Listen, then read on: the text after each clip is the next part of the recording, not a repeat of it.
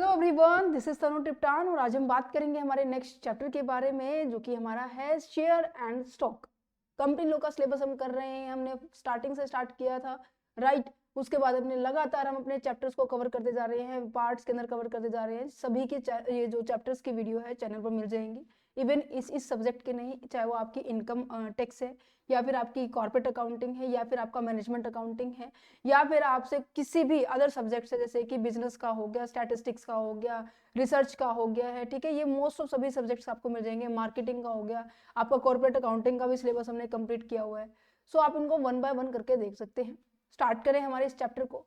देखिए, चैप्टर का क्या नाम है, बिल्कुल सिंपल सा है, बट हाँ थोड़ा सा टेक्निकली है, लॉजिकली है, ठीक है। Shares and stock. कि शेयर और स्टॉक क्या होता है, वैसे दोनों सिमिलर होते हैं, बट फिर भी इसके अंदर बीच में डिफरेंस है। वो हम क्या करने वाले हैं, डिस्कस करने वाले हैं, ठीक है। अब देखो, अब आपने कंपनी समझ लिया भाई। हाँ जी, कंपनी क्या होती है जी, बिल्कुल हमने समझ लिया। फॉर एग्जांपल ये ABC लिमिटेड कंपनी है, कहते ठीक है। अब ये कहाँ अपने बिजनेस को ऑपरेट कर रही है, ये भाई पंजाब में ऑपरेट कर रही है, कहते बिल्कुल ठीक है। अब इसके अंदर जो मेंबर्स हैं, उन्होंने इसमें क्या कर रखा है, अपने पैसे लगा रखे हैं, और उसके बदले में कंपनी ने इनको क्या इशू कर रखा है भाई, शेयर इशू कर रखा है। मैम शेयर ही तो समझ रहे, मैम ये शेयर ही समझ नहीं आ रहा। सुनो ध्यान से, पहले वैसे हमने ऑलरेडी डिस्कस किया, बट फिर भी मैं आपको स्टार्टिंग से समझाती हूँ। देखिए, जब भी आप मान लीजिए आपको कोई, जैसे कि आप सभी जितने भी बच्चे, जैसे कि मेरे ऑनलाइन स्टूडेंट्स हैं, उन्होंने हमारा बैच लिया हुआ है, राइट। अब जिस जिस बच्चे ने हमारे बैच को सब्सक्राइब किया हुआ है, मीन्स कि उसमें एनरोल किया हुआ है, सो वो क्या हो गया, उस बैच के क्या हो गए, स्टूडेंट्स हो गए। जैसे कि मैं आप सभी को कहूँ, आप सभी जितने भी बच्चे देख रहे हैं, किस हर एक यूनिवर्सिटी के अंदर आप सभी का है एडमिशन हुआ है या नहीं हुआ है। आपका रोल नंबर भी है, आपकी क्लास भी है, आपके जो HOD है वो भी है, आपके क्लास इंचार्ज भी है, सब कुछ है ना। ये कैसे पता चल रहा है भाई ये आपका है? भाई आपने पहले यूनिवर्सिटी में अपने आप को रजिस्टर्ड करा होगा, एडमिशन लिया होगा, तब यूनिवर्सिटी ने आपको ये क्या दिया है, आपको, आप जब पास आउट हो जाएंगे आपको क्या देंगे, वो डिग्री देंगे ना। मीन्स कि पहले आपको इसमें अपना एनरोल करना पड़ेगा, दैट मीन्स अपने एडमिशन लेना पड़ेगा। एडमिशन लेने के लिए आपको जितनी भी रिक्वायरमेंट थी, जो कि हमने फॉर्मेशन में डिस्कस की थी या नहीं थी। इसी तरीके से क्या करती है, इसी तरीके से फॉर एग्जांपल मान लीजिए कंपनी है, कंपनी क्या करना चाह रही है, अपने बिजनेस को और ज्यादा एक्सपेंड करना चाह रही है, और ज्यादा एक्सपेंड करने के लिए और ज्यादा फैलाने के लिए उसे क्या चाहिए होगा भाई, मोटे मोटे तौर पे बोला जाता है, उसे पैसा चाहिए होगा, है ना। क्योंकि भाई बिना पैसे के वो आगे रन नहीं कर सकते। देखो हर चीज इंपॉर्टेंट है, बट सबसे पहले शुरुआत ही पैसे से होती है। अगर उसे प्लांट एंड मशीनरी को अरेंजमेंट करना है, वो तभी करेगा जब उसके पास पैसे होंगे। उसे मैन पावर रिक्रूट करना है, वो तभी करेगा जब पैसे होंगे। इंफ्रास्ट्रक्चर डेवलपमेंट करना है, तभी करेगा पैसे होंगे। इसके कहने का तात्पर्य ये है कि आपके पास पैसे होने चाहिए। और भाई अभी तो फिलहाल इसका पंजाब में ही है, ये सोच रहा है कि कहीं ना कहीं मैं अब मेरे जो नियर बाय जितने भी स्टेट्स है, जैसे यूपी हो गया, हरियाणा हो गया, मैं यहाँ पर भी मेरे बिजनेस को क्या करूँ, सेटअप करूँ। कहते ठीक है। अब सेटअप करने के लिए तो भाई फंड्स चाहिए। अब ये फंड्स आएंगे कहाँ से, सबसे बड़ा क्वेश्चन है। तो कहते कोई दिक्कत नहीं है, जैसे इस तरीके से आपने क्या करना है, पब्लिक को बताना है हमारी कंपनी हरियाणा के अंदर भी ओपन हो रही है, और हमारा क्या होने वाला है, शेयर आने वाला है। मीन्स कि ये जो सर्टिफिकेट है, ये हम एक शेयर सर्टिफिकेट ही होता है।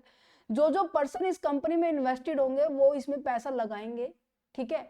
लगाने का मतलब क्या है, पैसा इसमें इन्वेस्ट करेंगे। क्या मैम इसको ऐसे इन्वेस्ट करते हैं? सुनो तो सही, मैं अभी सभी बातें बताऊंगी आपको। और इसके बदले में कंपनी आपको क्या देगी भाई, आपको शेयर देगी। क्या देगी? शेयर देगी। मैम वो तो ठीक है, और क्या मिलेगा हमें? शेयर तो ठीक है, एक रेप्यूटेड कंपनी का शेयर मिल गया। शेयर मिलना दैट मीन्स जितने शेयर के लिए आपने इसमें पैसे लगाए। फॉर एग्जाम्पल मैं कह रही हूँ कि जैसे ये पेन है, ये जो पेन है मेरे पास 10 रुपए का है, ठीक है। एक पेन जैसे कि यहाँ पर एक पेन जैसे कि मैंने कहा कि ये 10 रुपीज का है, तो इसी तरीके से एक शेयर क्या है मेरे पास, फॉर एग्जाम्पल वही एज इट इज रखती हूँ मैं, ₹10 का है। अगर मैंने कहा कि मैंने 10 पेन खरीदे हैं, तो मैं इससे मल्टीप्लाई करूंगी, दैट मीन्स मेरे पास से 100 रुपए जाएंगे शॉपकीपर के पास। कहते हैं हाँ। इसी तरीके से जैसे आपने यहाँ पे भी 10 शेयर खरीद लिए, तो आपकी पॉकेट से 100 रुपए जाएंगे कंपनी के पास। सेम डिट्टो यही तरीका होता है बेटे, कि आपके पास जब कोई आप सामान खरीदते हैं, आपके पास सामान आता है, उसके बदले में आप पैसे देते हो। सेम इस तरीके से कंपनी में भी क्राइटेरिया है। कंपनी के पास पैसा आ जाता है और आपके पास क्या आ जाता है, शेयर आ जाता है। मैम शेयर का यहाँ पे ठीक है, ये तो समझ में आ गया, एक तरीके का सर्टिफिकेट है। इसके आने से आपके पास ओनरशिप आ जाती है बच्चों। क्या आ जाती है? जितने जितने शेयर्स को आप सब्सक्राइब करते जाएंगे उतना उतना हिस्सा आपको क्या मिलता जाएगा? कंपनी में मिलता चला जाएगा। ठीक है, तो समझ में आया। शेयर क्या है? एक ऐसा सर्टिफिकेट है जिसके अंदर जिसमें क्या है, कंपनी के अंदर आप पैसे इन्वेस्ट करेंगे और उसके बदले में आपको शेयर मिल जाएंगे। ठीक है मैम, इसका फायदा है। पहली बात तो आपने एक रेपुटेड कंपनी का शेयर लिया जिसकी एक फिक्स वैल्यू है। ठीक है, ये सबसे छोटा पार्ट होता है। मैंने कहा कि कंपनी को क्या करना था, 10 लाख रुपए रेज करने थे। कहते हो माय गॉड मैम, आप तो कह रहे हो 1 रुपए का एक शेयर 10 रुपए का है। सुनो तो सही, सुनो। अरे बेटा, यहाँ पर एक शेयर की वैल्यू है, यहाँ पे मैंने कहा मैंने टोटल वैल्यू 10 लाख रुपए रेज करनी है, तो मैं इसके कितने शेयर इशू करूँ भाई? 10 से डिवाइड करके मुझे पता चल जाएगा कि भाई मुझे 1 लाख शेयर इशू करने पड़ेंगे। मीन्स कि 1 लाख शेयर ऐसे हैं जितने लोग जैसे बीच में सब्सक्राइब करेंगे, लोग होल्ड करेंगे, उतने के ही क्या बन जाएंगे? वो ऑनर बन जाएंगे, नहीं बन जाएंगे? है ना। जैसे मैं कहूँ कि पापा आज तो ना मेरे ना जो नोट्सबुक है, पेन है, पेंसिल है, जो स्टेशनरी का सामान है ना, वो 1000 रुपए गया है। कहते बेटा ऐसा किया था। मैं कि पापा हर चीज आइटम 10 की थी। कहते अच्छा 10 की थी, दैट मीन्स आपके पास 100 आइटम आई है। कहते हाँ पापा। कहते हो नहीं कहते? तो यहाँ पे आपने क्या दिया है? यूनिट्स निकाली। सेम इस तरीके से मैंने भी तो यूनिट्स निकाले भाई। मैंने 1 लाख यूनिट इशू कर सकती हूँ कंपनी की। समझ में आ रहा है? समझ में आ रहा है। चलो तो फिर आगे बढ़े इस स्टोरी के अंदर। मैं लेके चलूंगी नोट्स के ऊपर, बट पहले यहाँ पे समझे। ठीक है, अब यहाँ पर देखो आपके पास ओनरशिप आई, पहली बात तो ये। मैं क्या ठीक है। अब देखो काफी सारी कंपनी होगी मैम, यही क्यों सेलेक्ट करें हम एबीसी? भाई कंपनीज क्या करती है, जैसे आपके पास काफी सारी कंपनी है, आप पैसा वहां इन्वेस्ट करते हैं जहां पर आपको रिटर्न जो है ना वो हायर मिले, है ना। रिटर्न हायर मिले, रिस्क आपका क्या होता है? आपके कम होते हैं। ये 2 इंपॉर्टेंट फैक्टर्स होते हैं जो कि आपको देखकर ही आप इन्वेस्ट करेंगे। मैम रिटर्न किस फॉर्म में होगा? ध्यान से सुनना बच्चों, शेयर जो होते हैं ना, शेयर जो भी पर्सन क्या करता है, शेयर के अंदर सब्सक्रिप्शन करता है, जिसकी शेयर के अंदर अपने पैसे इन्वेस्ट करता है, उस पर्सन को हम क्या कहते हैं? शेयर होल्डर कहते हैं। ठीक है, और जो भी पर्सन इस तरीके से डिबेंचर्स भी, बेटे ध्यान से सुनना, काफी सारे सोर्सेज होते हैं पैसे अरेंज करने का। पहले तो हम अपनी पॉकेट में देखेंगे कि हाँ जी मेरी पॉकेट में कितने पैसे हैं। कहते भाई सफिशिएंट है नहीं, तो हम बैंक से लोन ले लेंगे, है ना।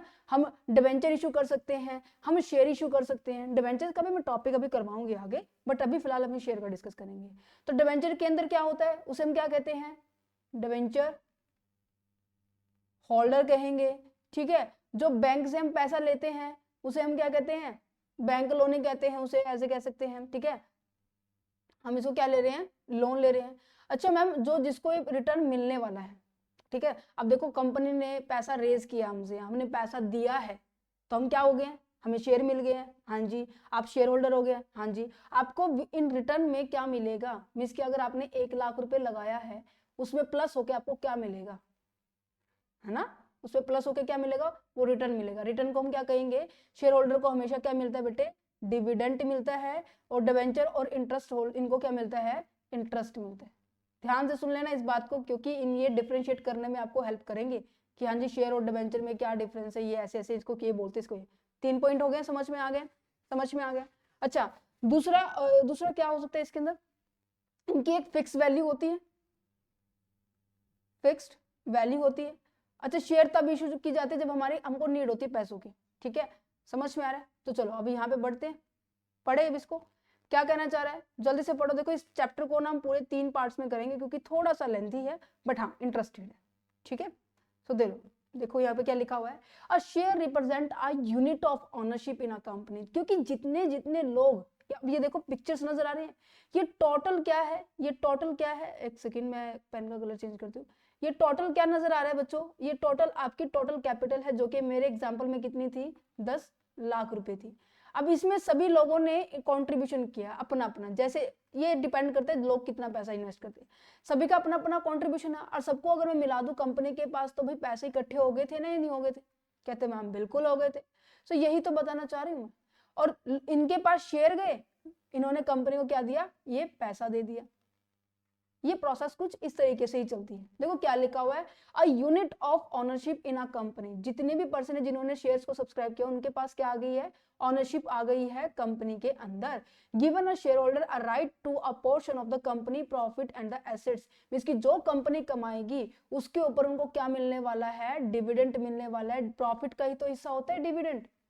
कंपनी प्रॉफिट कमाती है, कुछ लोगों के अंदर बांट देती है, और जो बांटा जाता है उसे डिविडेंड बोलते हैं, और जो हम नहीं बांटते उसे हम क्या कहते हैं कि कंपनी ने रिटेन करके रख लिया है, दैट मींस उसने अपनी सेविंग रख लिया है। क्या पता भाई फ्यूचर में जरूरत हो, है ना, कुछ भी कर सकते हैं। मींस कि प्रॉफिट के ये दो हिस्से होते हैं। अगर उसने कहा मैंने 100 रुपए कमाए हैं, 70 रुपए इसको दे दिए, तो कहने का इनडायरेक्टली मतलब क्या है कि उसके पास 30 रुपए सेव हुए हैं। ठीक है, नेक्स्ट देखो, company issue the share to raise the capital, capital को रेज करने के लिए कंपनी शेयर इशू करेगी। किस लिए इशू करती है, for the business expansion, for the new project के लिए, या फिर अपने डेट की पेमेंट करने के लिए। मींस की लोन भी तो हो सकता है ना, कंपनी के पास बहुत सारा लोन हो गया, कंपनी की लायबिलिटी इतनी सारी है कि भाई उसको मान लीजिए 5 लाख रुपए क्या करने, उसकी लायबिलिटी है, पे करने हैं लोगों को, किसी किसी को पता नहीं किसको देने, और 5 लाख रुपए की इसको वैसे जरूरत है, तो इसने टोटल मिला के क्या किया, 10 लाख रुपए रेज कर लिया। और ये बताना पड़ेगा, हमने लास्ट लेक्चर में भी डिस्कस किया था, प्रोस्पेक्टस में सब चीजें बतानी पड़ती है कि हमें ये पैसा रेज कर रहे हैं तो कैसे, क्यों, कहां यूज करने वाले हैं। ठीक है, The process allow the businesses to obtain the funds without taking the loan, बिना लोन लिए हम क्या कर रहे हैं, लोगों से पैसा रेज कर रहे हैं। अच्छा एक बात और बताओ कि ये जो फंड रेज करने की जो प्रोसेस है कोई भी कंपनी कर सकती है, बस मतलब स्पेसिफाइड है, बताओ। मैंने इस चैप्टर में भी बताया था, मैंने लास्ट चैप्टर ये चैप्टर्स के अंदर मैं लगातार यही टॉपिक डिस्कस करती आ रही हूँ। Yes, absolutely right. आपने बोला कि मैम पब्लिक कंपनी ही इशू कर सकती है शेयर्स को, ठीक है, क्योंकि पब्लिक कंपनी को ही राइट है कि लोगों से पैसा रेज कर सकती है। Taking while the investor benefit, benefit investors के लिए भी है, क्योंकि उनको क्या मिल रहा है बेटे, डिविडेंड मिल रहा है, उन्हें कैपिटल के अंदर उनकी एप्रिसिएशन हो रही है। मैम एप्रिसिएशन का मतलब क्या हुआ कि अगर उन्होंने 1 लाख रुपए लगाए हैं ना, 1 साल के बाद 1 लाख समथिंग कुछ तो होके मिलेगा ना, जिसकी 1,08,000 रुपए हो जाएंगे एज ए डिविडेंड के। सेम क्राइटेरिया है बेटे, जैसे कि आपके पास ना बैंक अकाउंट होता है ना, बैंक में आप पैसे जमा करवाते रहते हो, करवाते रहते हो, करवाते रहते हो, फिर एनुअली बैंक उसके ऊपर आपको इंटरेस्ट देता रहता है, देता रहता है, देता रहता है।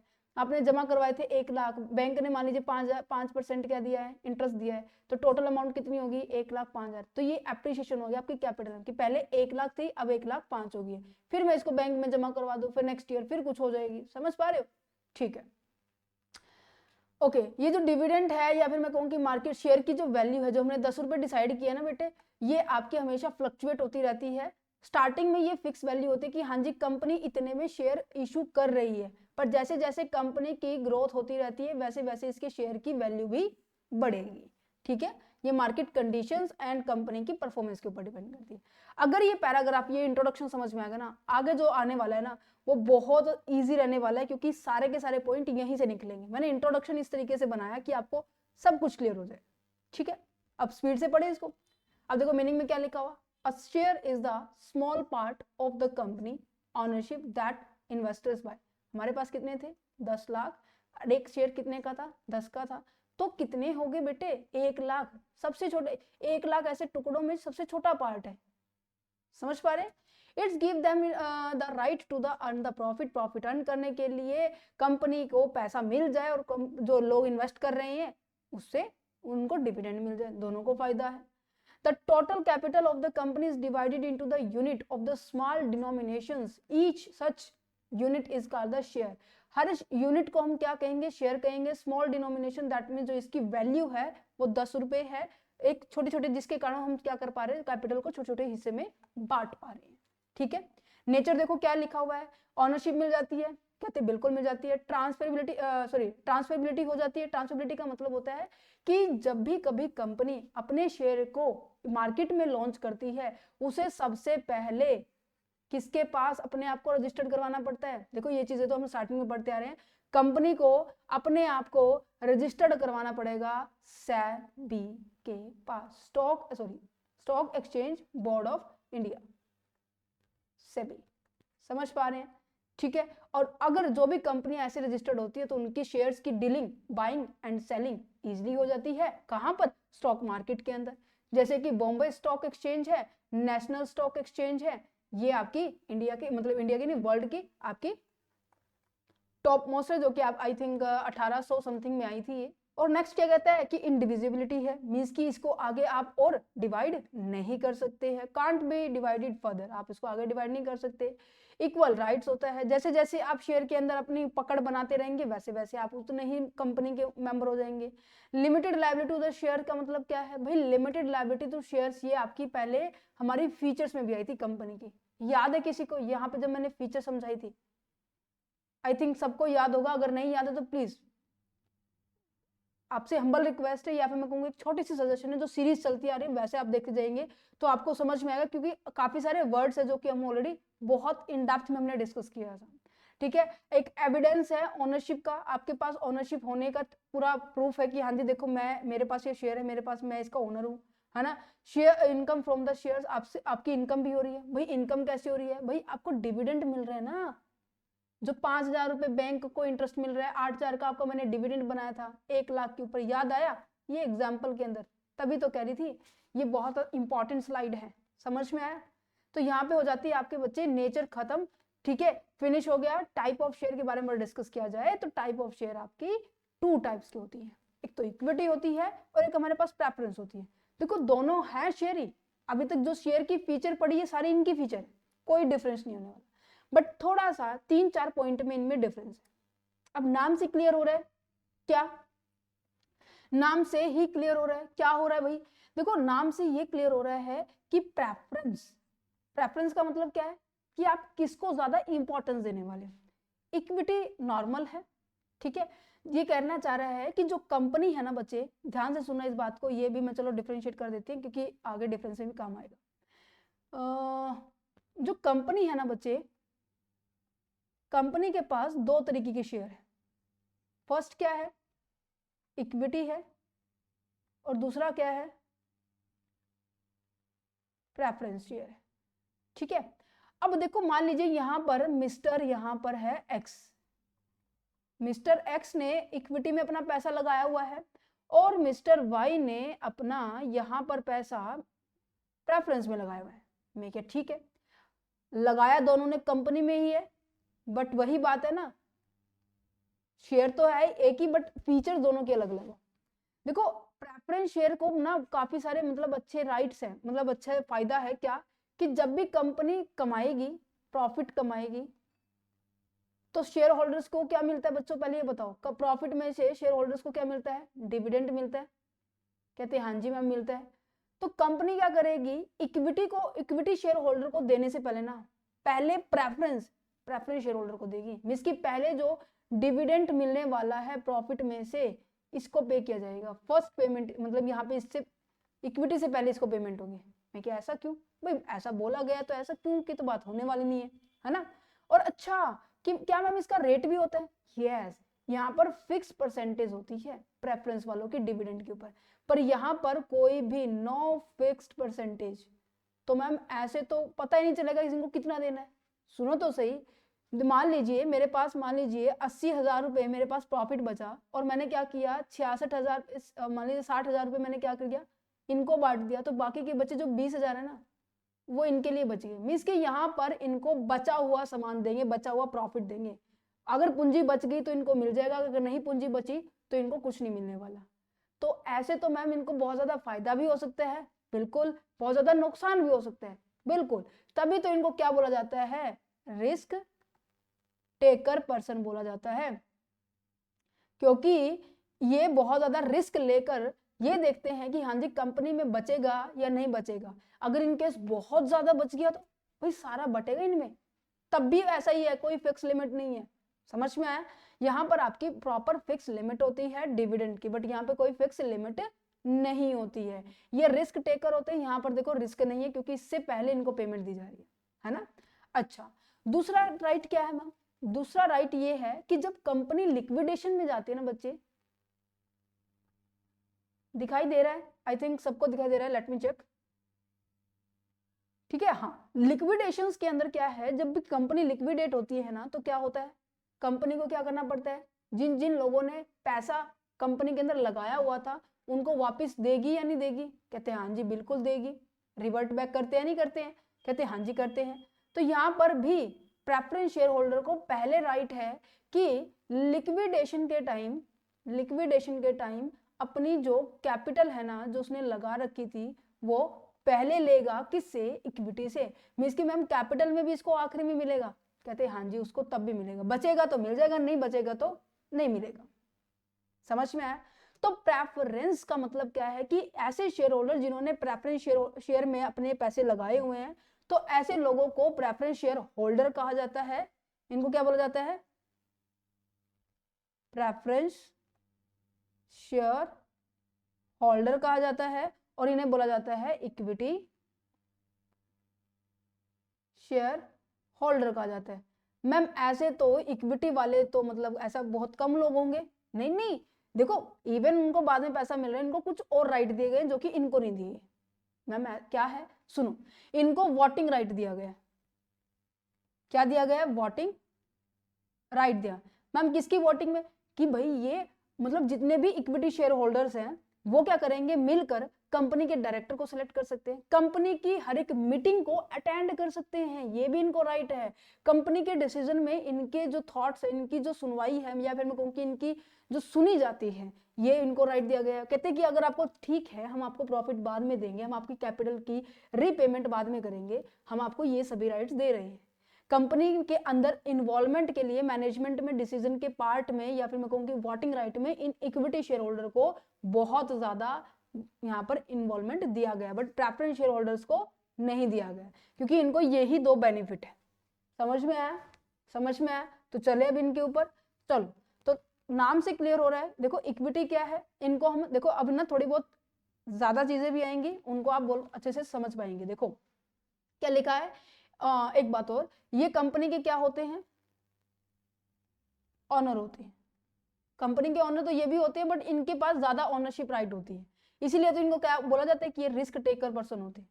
ठीक है, तो देखो ये क्या होते हैं? ऑर्डिनरी शेयर्स हैं, also known as the common shares, represent the ownership capital in the company. Company के अंदर ऑनरशिप कैपिटल को ये रिप्रेजेंट करते हैं। The holder of these share is the legal owner of the company. Company के legal owner होते हैं। मैं क्या ठीक है, they have an unrestricted claim. इनके ऊपर मतलब ये अनरिस्ट्रिक्टेड मतलब कि एक प्री डिफाइंड अमाउंट नहीं है कि वो इतना ही रिसीव करेंगे। किसके ऊपर?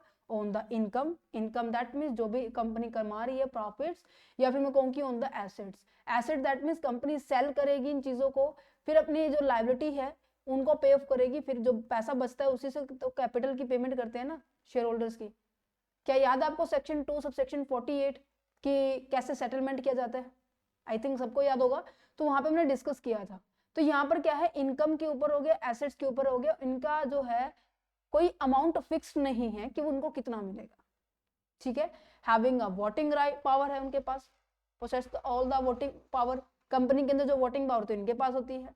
Foremost objective of the company is maximise the value of the equity share. Company जो है ना, उनका सबसे मेन ऑब्जेक्टिव यही होता है कि इस कंपनी का मेन ऑब्जेक्टिव यही होता है कि भाई मेरे जो इक्विटी शेयर्स है ना उनकी वैल्यू बढ़े।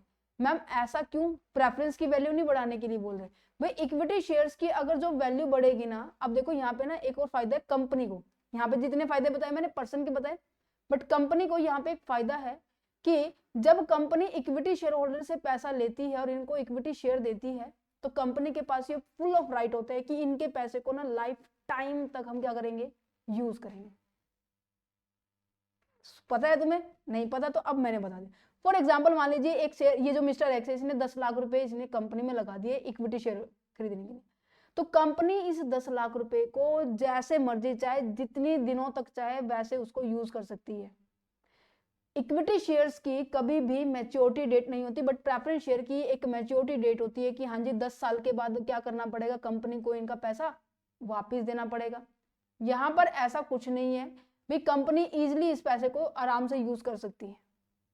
ठीक है, समझ पा रहे?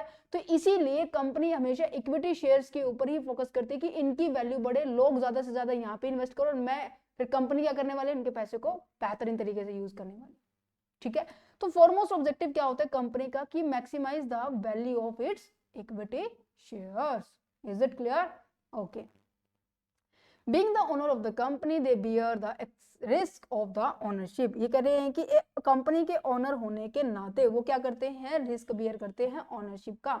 उनको क्या मिलता है, डिविडेंड मिलता है, but after paying the shares, preference shares dividend, preference के बाद मिलता है। क्या मैंने ये बताया था? हाँ जी बिल्कुल बताया था। रेट ऑफ डिविडेंड क्या फिक्स होता है? कहते नहीं होता है। अच्छा, बचा हुआ पैसा मिलेगा तो क्या होने वाला है, अगर वो ज्यादा बच गया तो बल्ले बल्ले, बंदे भी खुश, जिन्होंने इक्विटी में पैसा लगाया था बड़े बड़े खुश हो जाएंगे, ठीक है, क्योंकि dividend in time of the prosperity, that means जैसे जैसे कंपनी एक हाई लेवल पे पहुंचेगी, प्रोस्पेरिटी का मतलब होता है जैसे कि अगर मैं बात कहूँ एक हाई लेवल की उपलब्धि लेना, समृद्धि रिसीव करना, राइट, कुछ ऐसा, समझ पा रहे हैं। एंड अगर रिस्क हुआ कब, जब कंपनी क्या है, एडवर्स सिचुएशन में है, एक मतलब बुरी सिचुएशन में है, प्रॉफिट प्रॉपरली अर्न नहीं कर पा रही, ठीक है। इसी तरीके से बाउंड अप के टाइम में, इसकी कंपनी के लिक्विडेशन के टाइम, जब कंपनी बंद हो रही है तो उस टाइम भी क्लेम मिल लेता होगा, but after the payment of all the other claim, सभी क्लेम होने के बाद इनको मिलेगा, ठीक है, समझ पा रहे हैं। तो यहाँ पे इसकी फीचर्स होगी, आप इसकी फीचर्स को पढ़ेंगे तो क्या है, कंपनी क्या है, कंपनी क्या है, परमानेंट इस पैसे को यूज कर सकती है, नहीं कर सकती? कहते बिल्कुल कर सकती है। क्या कंपनी बाउंड है कि इनको डिविडेंड देना है? नहीं बाउंड है भाई, पैसा बचा तो दे देंगे, नहीं बचा तो टाटा बाय बाय, है ना। राइट टू कंट्रोल, अब यहाँ पर ना देखो, ये तो दो कंपनी के फायदे थे, ये किसके फायदे थे, कंपनी के थे। अब यहाँ पे मेंबर्स के फायदे हैं कि राइट टू कंट्रोल, अब इनको एज अ रियल ओनर होने के नाते उनको ये राइट दिया गया है कि हाँ जी, आप कंपनी के जो डायरेक्टर है उनको सेलेक्ट कर सकते हो, आप मीटिंग अटेंड कर सकते हो, आप वोटिंग कर सकते हो, ये सभी चीजें, ठीक है। रेट ऑफ डिविडेंड आपकी इंक्रीज कब होगी भाई, तब होगी जब जो कंपनी है हायर प्रॉफिट अर्न करेगा। कहते हैं हाँ जी बिल्कुल। Increasing in the market value, company सबसे ज्यादा फोकस किसके ऊपर करती है भाई, इनकी मार्केट वैल्यू कैसे ना कैसे करके इंक्रीज हो जाए, है ना। बोनस शेयर्स का मतलब क्या है, क्या आप लोगों को याद है जब मैंने लास्ट लेक्चर में समझाया था bonus share and right share? I think सबको रिमेंबर होगा, अगर नहीं है तो प्लीज वही बात है, इट्स हम्बल रिक्वेस्ट, क्योंकि बहुत सारे जो टेक्निकल शब्द है वहां से मिलकर आ रहे हैं। फिर भी मैं आपको बता देती हूँ, कंपनी क्या करती है, देखो इनको डिविडेंड देगी या नहीं देगी, ये डिविडेंड देना होता है कंपनी वालों को, नहीं देना होता, कहते देना होता है। कंपनी नहीं चाहती कि हाँ जी उनकी कंपनी से क्या जाए, पैसे जाए, कि कैश को क्या पता आगे यूज हो, ठीक है, उस कैश में डिविडेंड देने की बजाय कंपनी कहते हैं ना, हम ऐसे करते हैं शेयर इशू करते हैं, जिससे हमारी शेयर कैपिटल भी क्या हो जाएगी, बढ़ जाएगी, और लोगों को भी क्या हो जाएगा, उनके होल्डिंग पावर और ज्यादा मजबूत हो जाएगी। फॉर एग्जाम्पल अगर किसी के पास पहले 10 शेयर थे, ठीक है, कंपनी ने और ज्यादा शेयर इशू कर दिए डिविडेंड के तौर पर, मान लीजिए 5-5 शेयर और सबको दे दिए, तो 5 शेयर और बढ़ गए ना, बढ़ गए, तो टोटल 15 शेयर हो गए, नहीं हो गए। तो यहाँ पर हम क्या करने वाले हैं, इनकी जो शेयर क्या है, डिविडेंड की फॉर्म में लिखा हुआ है कि द रेजिडुअल इनकम इज इधर directly distributed to them in the form of the dividend, चाहे मैं उस जो इनकम बची है मेरी, ठीक है, जो रेजिडुअल का मतलब होता है जो बची हुई इनकम होती है, उसको चाहे मैं डायरेक्टली उसको डिस्ट्रीब्यूट करूँ डिविडेंड के फॉर्म में, या फिर इनडायरेक्टली मैं आपको बोनस शेयर के फॉर्म में दूँ। बोनस शेयर दैट मीन्स ऐसे शेयर जिनको मैंने क्या किया है, फ्री ऑफ कॉस्ट में अपने जो शेयर होल्डर्स हैं उनको इशू कर दिए। क्लियर है, समझ में आया? ओके, कुछ इस तरीके का नजर आता है शेयर सर्टिफिकेट, ठीक है। ओके, प्रेफरेंस शेयर अभी आपको समझ में आ गया होगा कि ये भी एक अनदर सोर्सेज है लॉन्ग टर्म का जो फिनेंस का अरेंज करने का, ठीक है। प्रेफरेंस शेयर होल्डर को ये प्रेफरेंशियल राइट होता है कि वो क्या कर सकता है, उसकी जो पेमेंट है ना डिविडेंड की या फिर कैपिटल की रिटर्न होने वाली है, वो क्या होने वाली है, पहले होने वाली है, ठीक है, किसके, ओवर द इक्विटी के, एंड उनको फिक्स डिविडेंड मिलने वाला है। लिक्विडेशन के टाइम उसे सारा का सारा पैसा जो है प्रेफरेंस शेयर कैपिटल का मस्ट बी पेड, जरूरी है कंपनी वालों को इनको तो पे करना पड़ेगा before the payment to made in the equity share holder, equity share holder से पहले इनको पे करना पड़ेगा, ऐसा नहीं है कि आप उनको कर सकते हैं। अब यहाँ पे आ जाते हैं टाइप ऑफ प्रेफरेंस शेयर की, प्रेफरेंस शेयर के टाइप क्या है, सिंपल सा है, देखो सबसे पहले आई थिंक हाँ ये हम पहले टाइप ही कर लेते हैं। देखो टाइप के अंदर क्या है, क्यूमुलेटिव है, नॉन क्यूमुलेटिव है। क्यूमुलेटिव का मतलब क्या है, देखो दोनों की फीचर थोड़ा सेम है, बट किस बेस पे क्यूमुलेटिव नॉन क्यूमुलेटिव बना। क्यूमुलेटिव का मतलब पता है क्या होता है कि फॉर एग्जाम्पल मैंने कहा ये 2024 है, ये 2023 है, और अब जो 2025 लगा हुआ है, ठीक है, फिर 2026 आएगा। मैंने कहा कि मैंने इस साल मेरा पूरा जो कंपनी के अंदर पैसा था, मैंने प्रेफरेंस शेयर में अपना पैसा लगा रखा था, तो कंपनी वालों को डिविडेंड देना चाहिए नहीं देना चाहिए, कहते हैं हाँ जी देना चाहिए, पर भाई कंपनी वालों को तो प्रॉफिट हुआ ही नहीं, तो फिर हम क्या करें, तो कंपनी तो इस शेयर होल्डर का क्या मान लीजिए ये जो डिविडेंड है वो कंपनी वालों को देना था पर अभी तक दिया नहीं। तो अगर प्रोविजन में ये लिखा हो या फिर ऐसे पर्सन ने, जिस भी व्यक्ति का ये रहता है, उसने मान लीजिए क्यूमुलेटिव प्रेफरेंस शेयर्स के अंदर अपने पैसे को लगाया हुआ था, तो इसका मतलब ये है कि जिस साल आपने शेयर का पैसा नहीं मिला, डिविडेंड का पैसा नहीं मिला, तो कोई दिक्कत नहीं है, इट्स ओके, आपको वो कंफर्म है नेक्स्ट ईयर पहले मिलेगा, ठीक है। फिर उस साल का खुद मिलेगा, मीन्स कि पिछले साल मान लीजिए 5,000 रुपए रहते थे, इस साल का अब 6,000 हो गया, तो टोटल आपको 11,000 मिलेंगे ही मिलेंगे। क्यूमुलेटिव प्रेफरेंस शेयर ये कहता है कि भाई इक्विटी को पेमेंट करने से पहले जो प्रेफरेंस का बकाया रहता है ना, उसको पहले क्लियर करो, आउटस्टैंडिंग को क्लियर करो। अगर वो क्लियर करने का कॉन्सेप्ट है, या फिर मैं कहूँ कि आपने ऐसे शेयर में इन्वेस्टमेंट कर रखी है जहां पे ये क्लियर करने का कॉन्सेप्ट है, उसे बोला जाता है क्यूमुलेटिव। और जहां पे क्लियर करने का कॉन्सेप्ट नहीं है, कहते हैं कि अगर बात गई रात गई तो बात गई, ये कहावत है ना। तो अगर ऐसा है तो हम क्या करेंगे, वो कैसा शेयर है, नॉन क्यूमुलेटिव प्रेफरेंस शेयर। समझ में आया? तो मैं कहने का मतलब ये है कि डिविडेंड जो कि आपकी इनकम थी, अगर वो आपको मिल जाती है, which means the unpaid preference dividend of all the previous year must be paid before any dividend is made on the equity share. Equity share को करने से पहले हमें क्या करना पड़ेगा, प्रेफरेंस को देंगे तो क्या होगा, क्यूमुलेटिव होगा, अगर नहीं होगा तो अगर हमें पेमेंट नहीं कर रही तो वो नॉन क्यूमुलेटिव, ठीक है। नेक्स्ट है रिडम्पशन। रिडीमेबल कह लीजिए या रिडम्पशन कह लीजिए, इररिडीमेबल है, एक रिडीमेबल है। अच्छा, मैंने कहा कि भाई ये जो पर्सन है ना, मान लीजिए मिस्टर जो वाई था ना हमारे एग्जांपल के अंदर, मिस्टर वाई ने इस कंपनी के अंदर, लो मैं पेन चेंज कर देती हूँ, मिस्टर वाई ने इस कंपनी के अंदर पैसे लगा तो दिए, अब ये कहता है कि भाई मैं तो केवल 5 साल तक ही अपने पैसे लगाऊंगा। मतलब क्या है कि भाई कंपनी को इंटीमेशन दे रहा है, दिमाग में रखो कंपनी, मेरे को 5 साल के बाद ये पैसे वापस चाहिए। कहते अच्छा, अगर अगर आने की डेट, मैंने कहा कि यहाँ मैंने पैसे लगाए हैं और 5 साल के बाद मुझे वापस मिलेंगे, इसे बोलते हैं मैच्योरिटी, मैच्योरिटी डेट बोलते हैं, कि कंपनी को इस मैच्योरिटी डेट पर इस पर्सन का पैसा देना ही देना पड़ेगा। समझ में आया? अगर यहाँ पे मैच्योरिटी डेट फिक्स्ड है, आपको पता है कि हाँ जी इस तारीख को मेरे पैसे वापस आएंगे, तो उसे बोलेंगे redeemable preference share. That means जो रिडीम हो सकते हैं, मीन्स की जिसको कंपनी ने रीपे करना है, ऐसे प्रेफरेंस शेयर को हम क्या कहेंगे, रिडीमेबल प्रेफरेंस शेयर कहेंगे। और ऐसे शेयर जिनकी कोई मैच्योरिटी डेट ही नहीं है, जैसे इक्विटी शेयर होल्डर्स होते हैं जिनकी कोई मैच्योरिटी डेट ही नहीं होती, भाई कंपनी जिस दिन बंद होगी उस दिन आप क्या करेंगे, अपना पैसा ले लेना। बट प्रेफरेंस शेयर वैसे इंडिया के अंदर ये एप्लीकेबल नहीं है, फिर भी मैं आपको बता देती हूँ, इनकी कोई मैच्योरिटी पीरियड नहीं होती है, नो मैच्योरिटी पीरियड, ठीक है। अच्छा, नेक्स्ट जाता है आपके पास, ये भी हो गया मेरे पास रिडीमेबल, आप इसको रीड करेंगे तो आपको समझ में आ जाएगा। रिडीमेबल प्रेफरेंस शेयर क्या होता है कि आप fixed maturity date on which they must be retired, जिस दिन उनके शेयर रिटायर्ड हो जाएंगे। इररिडीमेबल का मतलब क्या है कि जहां पर do not have a fix maturity date, कोई भी फिक्स मैच्योरिटी डेट नहीं है। क्लियर है? पार्टिसिपेशन फीचर के बारे में बात की जाए, बहुत बढ़िया पॉइंट है। देखो पार्टिसिपेटिंग का मतलब क्या होता है कि आप किसी चीज में भागीदारी ले रहे हैं, है ना। अब देखो जो प्रेफरेंस शेयर होल्डर्स है ना, उनको यहाँ पे बात की जा रही है प्रॉफिट के ऊपर, ठीक है, या मैं कहूँ कि जो सरप्लस है। अब देखो कंपनी के पास प्रॉफिट था ना, एक सेकेंड मैं इसको यहाँ लिख, कंपनी के पास क्या था बेटे, प्रॉफिट था।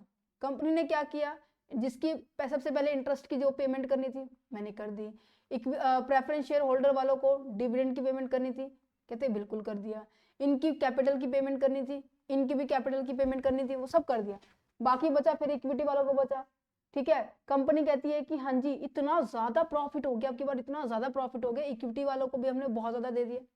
इन केस कंपनी जा रही है कि भाई इक्विटी वालों को मतलब अकॉर्डिंग टू कोई अगर कॉन्ट्रैक्ट हो तो हम भी इसको दे दें, इन सबको बांटने के बाद फिर भी अगर पैसा बच जाता है, ठीक है, फिर भी अगर पैसा बच जाता है, तो अगर प्रेफरेंस शेयर होल्डर के पास ये राइट है कि जो सरप्लस जो ज्यादा बचा है, इसे हम सरप्लस कहेंगे, इस सरप्लस के ऊपर क्या ले सकते हो, अपने कुछ परसेंटेज और आप क्या कर सकते हो, प्रॉफिट में पार्टिसिपेट कर सकते हो। कहने का मतलब ये है कि जो सरप्लस बैलेंस है उसमें पार्टिसिपेट करना, कि आपको जो फिक्स था वो तो मिल गया, जो सरप्लस बचा है उसके ऊपर आप क्या लेने जा रहे हो, आप अपना एक और एक्स्ट्रा अमाउंट लेने जा रहे हो। are entitled to get an extra dividend in addition to their fixed dividend in case there is an surplus profit in the company, जब कंपनी के अंदर सरप्लस प्रॉफिट होगा, ठीक है, सरप्लस प्रॉफिट और the profit left after the payment of the fixed dividend and there is equity dividend at a certain specific rate, ठीक है, वैसे इनका रेट फिक्स नहीं होता डिविडेंड इक्विटी वालों का, बट अगर कोई कॉन्ट्रैक्ट है तो उसके हिसाब से हम बात की जा रही है, ठीक है। अच्छा, नेक्स्ट जाता है कन्वर्टेबल एंड नॉन कन्वर्टेबल। भाई कन्वर्टेबल का मतलब क्या है, कन्वर्ट हो जाना, मीन्स की चेंज हो जाना। किस में चेंज होगा भाई, प्रेफरेंस शेयर जो होल्डर्स हैं वो चाह रहे हैं कि भाई मैं अब और ना प्रेफरेंस में अपनी डीलिंग नहीं रखना चाह रहा। जैसे कि मैं कहूँ कि आप किसी यूनिवर्सिटी के अंदर अगर यूजी कर लेते हो तो आप ये कहते हैं ना कि बस बस अभी बहुत हो गया इसमें से, अब मुझे और इससे नहीं करनी, मुझे जो है ना पीजी मीन्स की पोस्ट ग्रेजुएशन किसी और कॉलेज से करनी है। क्या आपके साथ ऐसा होता है? बिल्कुल होता होगा, हमारे वाकई में होता होगा। तो आप क्या करते हैं कि आप अपने कॉलेज को चेंज कर देते हो। इसी तरीके से प्रेफरेंस शेयर होल्डर्स के पास भी राइट है कि वो क्या कर सकता है, कन्वर्ट कर सकता है अपने जो शेयर्स को, फुल्ली हो या पार्टली हो, किसमें, इक्विटी में कर सकते हैं या फिर डिबेंचर में कर सकते हैं। इक्विटी का मतलब आगे बेटे समझ में, प्रेफरेंस अब मैंने करवा दिया, डिबेंचर्स को आगे पढ़ेंगे, ठीक है। बट कन्वर्ट तभी कर सकते हैं, एक पर्टिकुलर टाइम ड्यूरेशन होता है, इस ड्यूरेशन के अंदर अंदर आपको कन्वर्ट करना पड़ेगा, स्पेसिफिक टाइम और स्पेसिफिक प्राइस आपके पास होते हैं। क्लियर है? क्लियर है? समझ में आ गया? समझ में आ गया। अगर ये देखो जितना मैंने इवन थोड़ा सा टाइम लगा, 20 से 23 24 25 मिनट हो गए हमें पढ़ते हुए, अगर आपको ये चार्ट और ये जो मैंने अभी समझाया समझ में आ गया तो सिंपल सी बात है, आप ये बेनिफिट, अब ये देखो इसमें फिक्स रेट होता है डिविडेंड का, कहते बिल्कुल होता है। क्या आपको इनकम के ऊपर, क्या आपको एसेट्स के ऊपर पहले क्लेम मिलता है, जिसकी पहले पेमेंट होती है प्रेफरेंस वालों को, कहते हैं हाँ जी मिलता है। क्या आपको वोटिंग राइट होता है, कहते बिल्कुल भी नहीं होता। फिर मैम लिखा क्यों हुआ है, ध्यान से सुनो, अगर कंपनी लगातार 2 सालों तक डिविडेंड देने में असक्षम हो जाए, मींस की कंपनी उस पर्सन का जिसने शेयर, प्रेफरेंस शेयर में अपना पैसा लगा रखा था, उसको वापस रिटर्न करने में, डिविडेंड देने में कंपनी असफल है, मींस की कैपेबल नहीं है, तो क्या करना हो, क्या दिया जाता है, तब प्रेफरेंस शेयर वालों को ये राइट दिया जाता है कि हाँ जी आप वोटिंग कर सकते हो। if their dividend is outstanding for a specified approx 2 year or the more, तो ये राइट एक्टिवेट हो जाना शुरू हो जाता है। बेनिफिट हो जाता है कन्वर्जन का, benefit right to the participation in the surplus profit, अभी समझाया पार्टिसिपेशन वाला हो गया बेनिफिट। डिफरेंस अब आप इसके रीड करेंगे तो आपको इजीली समझ में आ जाएंगे कि हाँ जी डिफरेंस क्या कहना चाह रहे हैं। ये सेम एज इट इज है जो मैंने अभी आपको ये वाली स्लाइड समझाई थी ना, ये वाला पॉइंट है। क्लियर है? ओके जी, ठीक है। अब इसके बाद हम स्टॉक आउट कर लेते हैं, फटाफट कर लेते हैं फिनिश, फिर देन हमारा चैप्टर हो जाएगा, टॉपिक भी कंप्लीट एंड चैप्टर भी finish, right. Just a minute. देखिए कंसेप्ट ऑफ द स्टॉक को करने से पहले मैं थोड़ा सा आपको बताना चाहूंगी, जैसे कि हमने शेयर वाले चैप्टर में डिस्कस किया था ना कि शेयर क्या होता है, इसकी इसी चैप्टर के जो हमारा जो फर्स्ट पार्ट था वो हमने अभी डिस्कस किया ना कि हाँ जी शेयर क्या होता है। आई थिंक सभी ने ये टॉपिक देख लिया है, ठीक है। चलो तो अब यहाँ पर देखो शेयर एंड स्टॉक में ज्यादा कोई डिफरेंस नहीं है। जो डिफरेंस यहाँ पर मैं आपको बताने जा रहा हूँ with the help of the, यहाँ पे ले लीजिए ग्रीन पेन, ठीक है। अब यहाँ पर मैंने क्या बोला था, शेयर की क्या होती है कि फिक्स्ड वैल्यू होती है, नॉमिनल वैल्यू जिसे हम कहते हैं ना फेस वैल्यू, कि जब वो इश्यू होता है ना उस टाइम उसकी वैल्यू होती है, राइट। और उसके बाद ये कहते हैं ना कि उसके बाद हम इसके और टुकड़े नहीं कर सकते, क्या हमने डिस्कस किया है ना, कि जैसे मैंने कहा कि मैंने क्या करना था, 10 लाख रुपए अरेंज करने थे और एक शेयर की वैल्यू बेटा मेरे पास कितनी थी, 10 थी, ठीक है। जैसे मैंने कहा मेरे पास एक पेन मेरे को खरीदना है, मेरे पास ये मान लीजिए ये पेन है, मेरे को ये खरीदना था, मैंने कहा पापा पापा ये 10 रुपए का पेन है, ठीक है। तो अगर मैंने इसको 10 पेन खरीदने थे तो मेरी पॉकेट से कितने पैसे गए बच्चों, 100 रुपीज गए ना गए।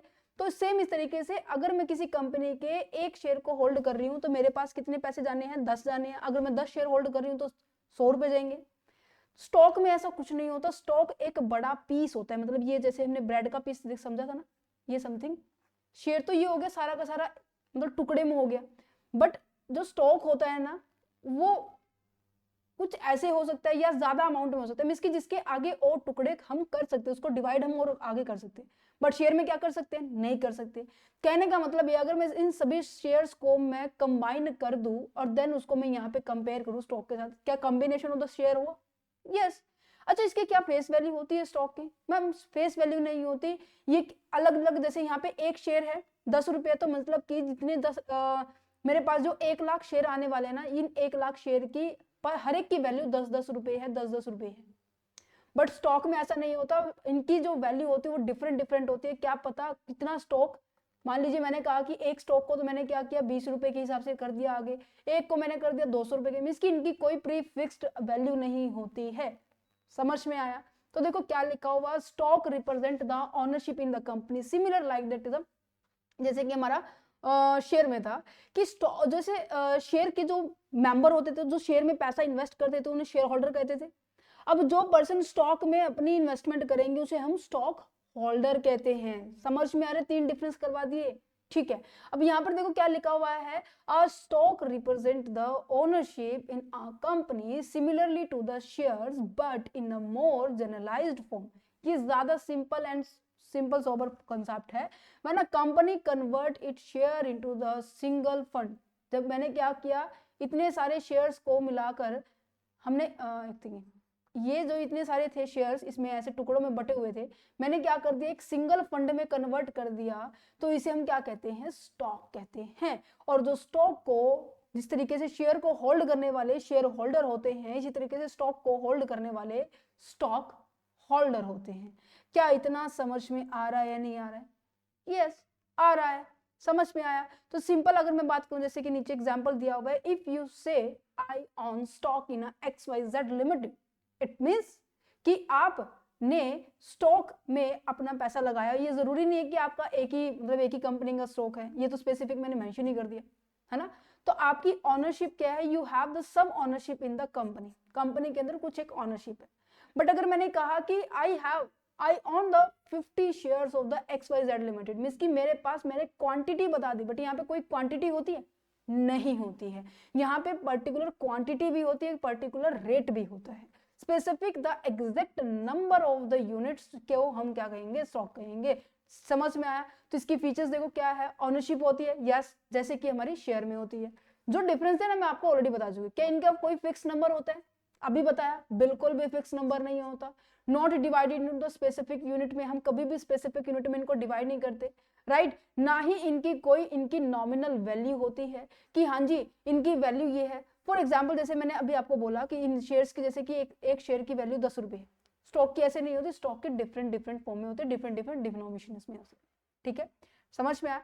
प्रॉफिट शेयर के बारे में बात की जाए, profit share investor earn the profit through the dividend and stock price growth के हिसाब से, कितना आपका स्टॉक की वैल्यू क्या है, डे बाय डे बढ़ती जा रही है। कोई डिनोमिनेशन वैल्यू होती है नहीं होती है। Stocks are the total sum up होता है, वेयर एज अ शेयर के पास क्या होती है, फिक्स फेस वैल्यू होती है कि हाँ जी 10 रुपए का एक शेयर है। भाई 10 का भी हो सकता है यहाँ पे, तो 20 का भी हो सकता है, अलग अलग स्टॉक अलग अलग में जाएंगे, डिफरेंट डिफरेंट डिनोमिनेशन होती हैं। वोटिंग राइट के बारे में बात की जाए, भाई ये तो सेम राइट की तरह है जैसे कि हमारा शेयर में था। अगर रिस्क की बात की जाए, रिस्क का हमारे पास क्या है, ये फ्लक्चुएट होता रहता है, एंड रिस्क ये भी जैसे हमारा जैसे जैसे हमारे जो कंपनी की जो ग्रोथ है वो बढ़ेगी, वैसे वैसे हमारा रिस्क भी बढ़ेगा। लिक्विडिटी के अगर बारे में बात की जाए, ये हाईली लिक्विडिटी है। हाईली लिक्विडिटी का मतलब क्या है कि इन केस जैसे जिन भी पर्सन ने स्टॉक में अपना पैसा लगाया हुआ था, भाई स्टॉक को हम ना मतलब बहुत जल्दी कैश में कन्वर्ट कर सकते हैं।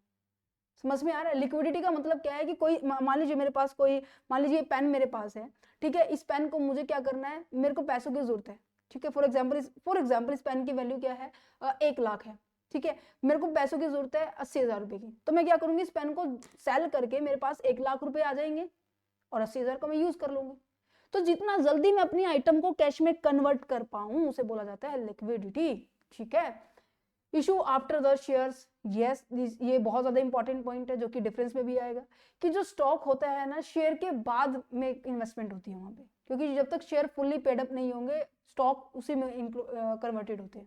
देखो क्या लिखा हुआ है, stock are the form after the share are the fully paid up. Share fully paid up होने चाहिए, मतलब मैम फुल्ली पेड अप का मतलब क्या है, सुनो मेरी बात, फुल्ली पेड अप का मतलब ये है कि कंपनी ने शेयर इशू किया था, कंपनी ने मान लीजिए 10,000 शेयर इशू किए थे, एप्लीकेशन पे बुलाए हैं पैसे, ठीक है, अलॉटमेंट पे बुलाते हैं, हम फर्स्ट कॉल पे बुलाते हैं पैसों को, हम मतलब मेंबर से मंगवाते हैं ना, इसको इस तरीके से बोला जाता है, फाइनल कॉल पे बुलाते हैं। मैंने कहा कि 3 रुपए मैंने इस पे मंगवाए, 2 रुपए इस पे मंगवाए, 4 रुपए इस पे मंगवाए, 1 रुपए इस पे मंगवाए, ठीक है। बट कंपनी ने क्या, कंपनी ने यहाँ तक सभी लोगों ने दे दिए पैसे, बट ये इस वाले शेयर के ऊपर इस वाले जो 1 रुपए है वो 10,000 के ऊपर नहीं आए, मींस की कंपनी ने मंगवाए थे बट लोगों ने दिए नहीं, फुल्ली पेड अप हुए नहीं। तो फुल्ली पेड अप कहां तक हुए, यहां तक हुए, है ना। तो इतने शेयर्स को ही हम क्या कर पाएंगे, आगे की ओर प्रोसीड कर पाएंगे। बट यहाँ पे जरूरी है कि आपको सारे के सारे पहले पैसे कवर करो, देन उसके बाद स्टॉक में कन्वर्ट हो, ठीक है। Need to be a fully paid after the fully paid, right. Capital raising के बारे में बात की जाए, help the company raise the fund for the expansion and the operation. Similar जैसे कि कंपनी को बाकी, जैसे हमारे स्टार्टिंग से जो एग्जांपल चलता आ रहा है कि कंपनी को पैसों की जरूरत थी तो फंड रेज करने के लिए कंपनी के पास जितने भी सोर्सेस उनका फायदा उठाया, है ना। तो स्टॉक भी उन्हीं में से एक है, राइट।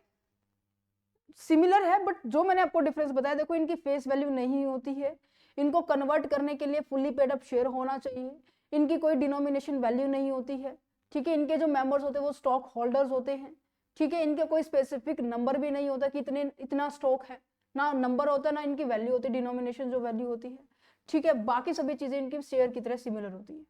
अगर मुझे कन्वर्जन करना है स्टॉक शेयर को स्टॉक के अंदर, देखो सिंपल सी बात है, इतने बार हमने पढ़ लिया, एक प्रोसेस से गुजरना पड़ेगा, तो यहाँ पर भी हमें एक प्रोसेस से गुजरना पड़ेगा कि अगर आपके मेन बात है आर्टिकल ऑफ एसोसिएशन में अगर चीजें लिखी हुई हैं कि हाँ जी शेयर को आप स्टॉक में कन्वर्ट कर सकते हो, तो डेफिनेटली आप आगे आराम से जा सकते हो, है ना। आपको नॉर्मली ऑर्डिनरली जो रेजुलेशन पास करना होता है, जनरल रेजुलेशन जिसे कहते हैं, जिसमें 50-50% होता है, वो आप पास करो और परमिशन ले लो।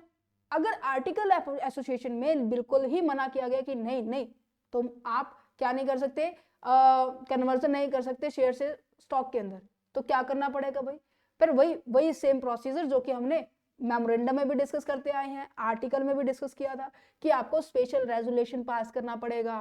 हम स्पेशल रेजुलेशन का मतलब क्या है, आ जाओ भी यहाँ पर, स्पेशल रेजुलेशन आपको पास करना पड़ेगा। क्यों करना पड़ेगा, क्योंकि स्पेशल रेजुलेशन एक तो होता है जनरल रेजुलेशन, एक स्पेशल रेजुलेशन होता है। स्पेशल रेजुलेशन होता है जब क्या होता है कि 70% पर्सन एग्री होते हैं किसी पर्टिकुलर चीज को करने के लिए, ठीक है, 25% उसमें एग्री नहीं होते, तब भी काम चल जाएगा। मींस कि 75% वोटिंग हमारे पास होना चाहिए कि हाँ जी तुम ये काम कर सकते हो।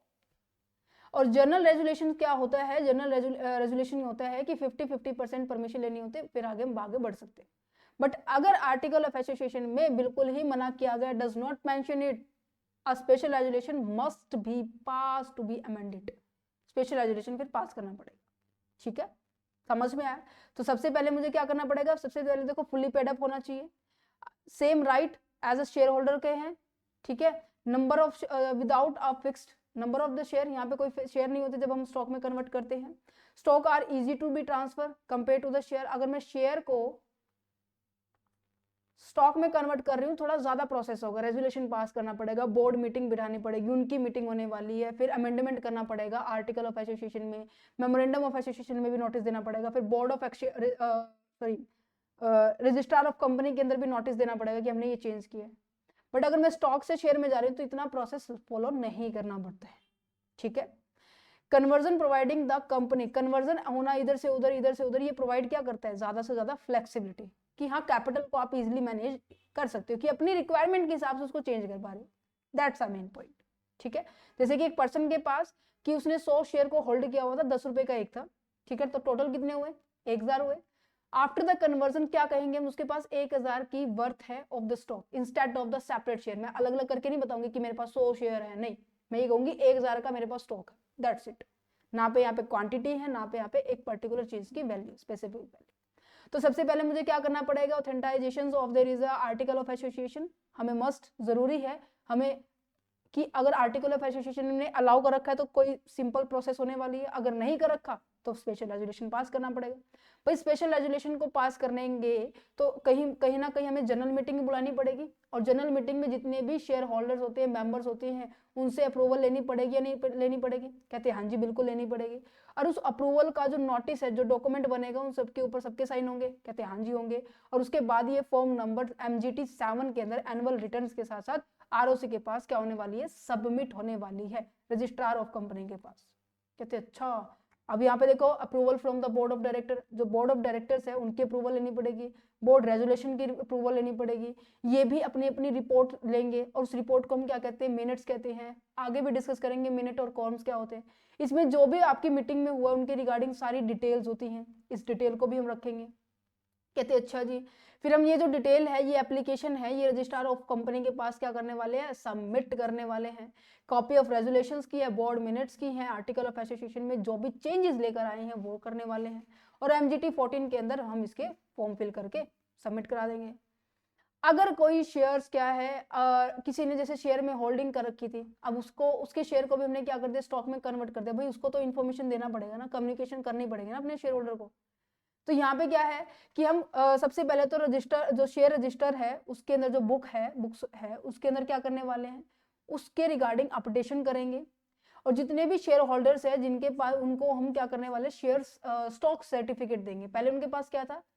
शेयर सर्टिफिकेट था, राइट। अब शेयर सर्टिफिकेट की बजाय हम क्या देंगे उनको? हम स्टॉक सर्टिफिकेट देंगे जरूर, बट नाम चेंज हो जाएगा, ठीक है। अगर कोई कंपनी स्टॉक एक्सचेंज में डीलिंग करती है, अब ऑब्वियस ही बात है, स्टॉक शेयरिंग है तो स्टॉक एक्सचेंज में भी लिस्टेड होगी। कहते बिल्कुल होगी। तो उनको क्या करना पड़ेगा? वहां पर अपने आप को चेंज करवाना पड़ेगा, मीन्स कि नेसेसरी है वो इन्फॉर्मेशन को डिस्क्लोजर करना पड़ेगा कि हाँ जो इन्वेस्टर्स हैं, जो कंपनी है, उनकी ट्रांसपेरेंसी बनी रहे। फिर हम शेयर होल्डर को भी कम्युनिकेट कर देंगे, हाँ जी इस तरीके से हमने कन्वर्जन किया है, अब आप स्टॉक होल्डिंग करेंगे, उसके ऊपर आपका जैसा राइट था वैसे आपको मिल जाएगा, ठीक है। इस तरीके से, मीन्स कि कहने का मतलब मोटा मोटा तौर पे ये है कि आपको आर्टिकल ऑफ एसोसिएशन में देखना पड़ेगा कि हाँ जी आप चेंज कर सकते हो या नहीं कर सकते।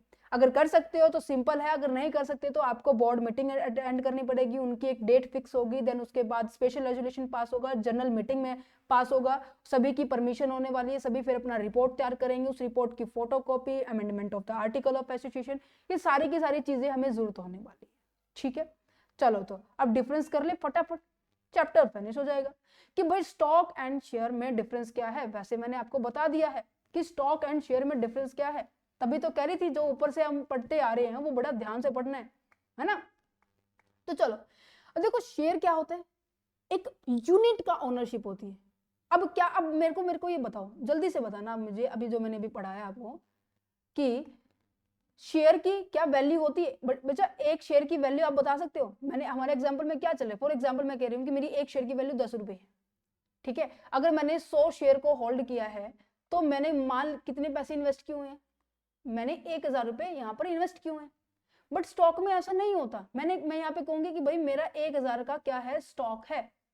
सीधी सी बात है, ना यहाँ पे वैल्यू होती, कोई डिनोमिनेशन वैल्यू नहीं होती, ना ही यहाँ पे नंबरिंग होती है कि हाँ नंबर ऑफ कितना स्टॉक है, भाई ना। यहाँ पे सीधी वैल्यू होती है, इतने रुपए का स्टॉक मैंने होल्ड किया हुआ है। यहाँ पे नंबरिंग भी होती है, यहाँ पे वैल्यू भी होती है, ठीक है। इनके जो भी पर्सन इनको शेयर को होल्ड करता है उन्हें क्या बोलते हैं? शेयर होल्डर कहते हैं। और जो स्टॉक को होल्ड करता है उसे क्या कहते हैं? स्टॉक होल्डर कहते हैं, राइट। अभी पढ़ाऊंगी, रुक तो जाओ भाई, ठीक है। समझ में आ रहा है? इसको पता है क्या बोलते हैं इनकी वैल्यू को? इसको हम फेस वैल्यू भी कहते हैं, इसको हम नॉमिनल वैल्यू भी कहते हैं। समझ पे आ रहा है नहीं आ रहा? आ रहा है नहीं आ रहा? यस। बट यहाँ पे ऐसा कुछ होता ही नहीं है, ठीक है। तो देखो अब क्या लिखा हुआ है मीनिंग में, देखो क्या लिखा हुआ है कि भाई यहाँ पर जो स्टॉक है, जो शेयर है, वो क्या होता है? एक यूनिट का ओनर होता है। क्या मेरे पास एक यूनिट थी, एक यूनिट की वैल्यू कितनी थी? 10 थी। 10 यूनिट 100 यूनिट है तो मैं 100 की ओनरशिप होगी। बट यहाँ पे 100 ऐसा कुछ नहीं होता, ये कलेक्शन है। ये मान लीजिए ऐसे टुकड़ों में है और ये ऐसे है, ये इसी का पार्ट है, ऐसे ये अंदर है, ठीक। Collection of the fully paid up share, जो फुल्ली पेड अप होंगे वो ही क्या होने वाले हैं? स्टॉक होने वाले हैं शेयर में, ठीक है। It's a part of the stock. यहाँ पे फिक्स फेस वैल्यू होती है, एग्जाम्पल दिया मैंने, यहाँ पे कोई फिक्स वैल्यू होती नहीं है तो टोटल अमाउंट होती है भाई। यहाँ पे ट्रांसफरेबिलिटी हो सकती है, shares are transferred only in the whole unit. Whole unit by that means कि एक यूनिट है एक शेयर है, 2 यूनिट है 2 शेयर, मींस कि यहाँ पे फ्रैक्शंस अलाउड नहीं है, बट स्टॉक में तो भाई फ्रैक्शंस भी अलाउड है। मैम फ्रैक्शंस कैसे कह रहे हो? लिसन, मैं आपको यहाँ पे इसका एग्जांपल देती हूँ। जैसे मैंने कहा कि मुझे क्या करना है, मेरे पास 100 शेयर की होल्डिंग थी ना, 100 शेयर की होल्डिंग है ना, तो मैंने क्या किया, 100 शेयर्स में से मैंने क्या किया, मैंने 70 शेयर को क्या कर दिया, सेल कर दिया। अब क्या मैंने ऐसे कहा कि 70.5 को बेचा है मैंने, 70 पॉइंट इसको बेचा है, नहीं ना, मैंने पूरी यूनिट को सेल किया है। तो यहाँ पे मेरे पास बचे कितने, 30 है ना।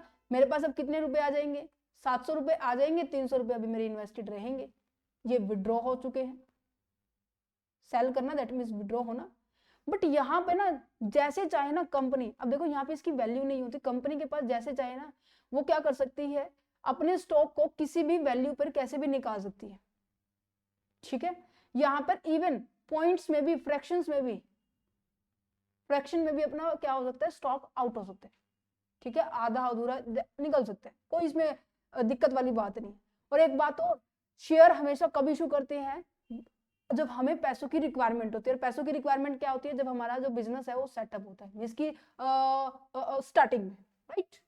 बट स्टॉक को हम क्या कर सकते हैं, आफ्टर द शेयर स्टॉक की डीलिंग स्टार्ट होने वाली है। क्यों? क्योंकि जब तक शेयर क्या नहीं होने वाले, फुल्ली पेड अप नहीं होने वाले, तब तक स्टॉक आगे की ओर प्रोसीड ही नहीं होंगे, क्योंकि फुल्ली पेड अप शेयर ही किसमें कन्वर्ट होते हैं, स्टॉक में कन्वर्ट होते हैं। इतने डिफरेंस तो भाई वाकई में बहुत हो गए हैं। तो पढ़ो अब इनको क्या कह रहा है कि भाई कि यहाँ पर जो पूरी यूनिट में होते हैं, यहाँ पे फ्रैक्शंस में अलाउड है। इशू कब होते हैं, ये एट द बिगिनिंग में होते हैं, कंपनी को जब पैसे चाहिए होते हैं। ये क्रिएट होते हैं later by the converting the fully paid up share. Only when the share are fully paid up they can be converted into the stock. हम उसको स्टॉक में कन्वर्ट कर सकते हैं, ठीक है। ऑनरशिप जो आई थिंक प्रूफ, हाँ जो ऑनरशिप प्रूफ होता है वो कैसे होता है, यहाँ पर शेयर सर्टिफिकेट होता है और यहाँ पे स्टॉक सर्टिफिकेट होते हैं। पेड अप स्टेटस के अगर बारे में बात की जाती है, पार्टली एंड फुल्ली पेड होते हैं। ये must be fully paid up, that means आपके जो शेयर्स है ना कन्वर्ट तभी होंगे जब ये फुल्ली पेड अप होंगे। अब मैंने लास्ट पीछे एग्जांपल दिया था कि कई ऐसे शेयर होल्डर्स होते हैं जो कि क्या है, इन्होंने इतने यही पैसे दिए हैं, एप्लीकेशन दिया ही नहीं भाई, तो ये पार्टली भी हो जाता है, ये होता है पूरा दे दिया तो ये फुल्ली हो जाएगा, और ये हाफ दिया है तो ये अधूरा पार्टली कहेंगे। नंबरिंग होती है भाई, यहाँ पे नंबर तो होते हैं बट यहाँ पे कोई नंबर नहीं होते हैं। वोटिंग पावर होती है, देखो वोटिंग पावर ऐसे दोनों में होती है, बट डिपेंड करता है कि कंपनी टू कंपनी की कैसे क्या कुछ, कोई कंपनी राइट दे भी देती है, कोई नहीं देती है। डिविजिबिलिटी यहाँ पे पार्ट्स में होता है, ठीक है, शेयर्स के अंदर, बट आगे देखा जाए स्टॉक के अंदर यहाँ पे डिविजिबिलिटी होती तो है बट वो अमाउंट्स के अंदर होती है, राइट। उसको आगे हम डिवाइड कर सकते हैं, ठीक है। समझ पाए या नहीं पाए? जस्ट अ मिनट, मैं अगेन रिपीट करती हूँ। कांट बी स्प्लिट मीन्स की एक शेयर है भाई, शेयर क्या कहेंगे, वो छोटी से छोटी इकाई होती है जिसके आगे और टुकड़े नहीं हो सकते। कंपनी ने कहा कि भाई हम 10 लाख रुपए रेज करेंगे, 10 का एक शेयर होने वाला, तो मीन्स की 1 लाख शेयर, इसके क्या और टुकड़े कर सकते हो भाई, पहली वैल्यू इतनी है ना। बट यहाँ पर ऐसा कुछ नहीं है, वो अपने हिसाब से क्या कर सकते हैं, उसको डिवाइड कर सकते हैं। पर्सन नेम क्या कहेंगे, यहाँ पे भाई शेयर होल्डर होते हैं, यहाँ पे स्टॉक होल्डर्स होते हैं। एग्जाम्पल मैंने आपको ऑलरेडी दे दिया है, हो गया चैप्टर फिनिश, दैट्स इट। तो चलिए, आई थिंक आपको ये पूरा चैप्टर समझ में आ गया होगा। अगर फिर भी कोई डाउट रहता है तो आप मुझसे डिस्कस कर सकते हैं, कमेंट सेक्शन स्पेशली सभी स्टूडेंट्स के लिए है। So thank you for watching this video. अगर ये पीडीएफ लेना चाहते हैं जिसके अंदर हमने सभी चीजें यहाँ पे डिस्कस की है, ये पार्ट भी आज हमारा हो गया, तो आप ले सकते हैं। टीम का नंबर डिस्क्रिप्शन में दिया हुआ है, टीम के साथ कॉन्टेक्ट कर लेना, स्पेशली आपको ये नोट्स प्रोवाइड करने के लिए प्रोवाइड की गई है। अगर कोई जनरल डाउट है आप मेरे से कॉन्टेक्ट कर सकते हो, डिस्क्रिप्शन जो आपको कमेंट सेक्शन जो आपका है, सो आप अपना सजेशन भी दे सकते हैं, ठीक है, कि नेक्स्ट जो बुक हम स्टार्ट करने वाले, क्योंकि कंपनी लोग आई थिंक 4 से 5 चैप्टर रहते हैं, वो हम जल्दी से जल्दी कवर कर लेंगे। हाँ, so thank you for watching this video and आप चैनल पर विजिट कर सकते हैं। बाकी सभी सब्जेक्ट्स के डे बाय डे कंसेप्ट आ रहे हैं, चाहे वो इनकम टैक्स है, फाइनेंशियल मैनेजमेंट है, कॉर्पोरेट अकाउंटिंग है, कैसा भी है, इवन आप हर सब्जेक्ट को देख सकते हैं, राइट। मार्केटिंग मैनेजमेंट है, फंडामेंटल ऑफ इंश्योरेंस है, each and everything, right. So once again, thank you so much.